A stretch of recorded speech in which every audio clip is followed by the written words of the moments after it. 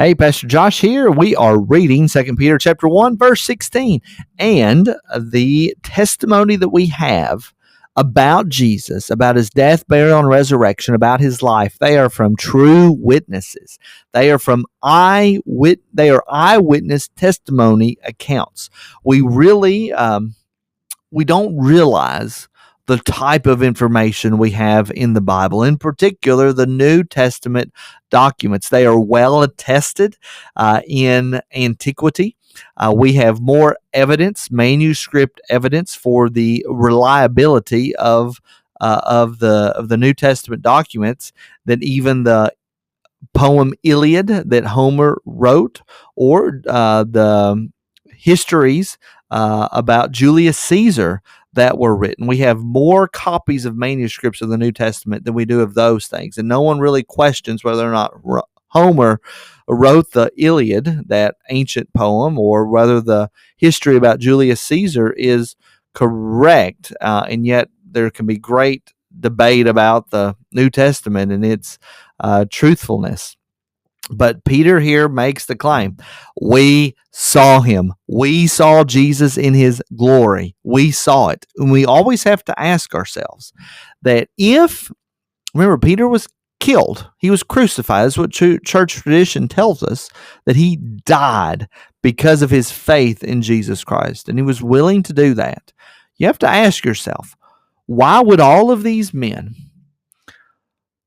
who saw Jesus, if they made it up, they stole his body from the tomb, or if they really didn't see him raised from the dead, why would they hold to that lie so much that they would end up dying for it? And it's not just one of them, but it's all of them. John being the only one that died in captivity. The rest of them killed and martyred, according to the various historical sources that we have, not in the Bible, but in other places. So I think the fact that they were willing to die. Who would die for a lie? Who would die, especially in this way? Peter being crucified. Why would he be crucified for a lie? So true witnesses. Listen to how Peter talks about his eyewitness testimony. For we did not follow cleverly devised myths. No, these are not little things that we have come up with when we made known to you the power and coming of our Lord Jesus Christ. But we were what? Eyewitnesses of his majesty. We saw him, and we saw him in his resurrected state.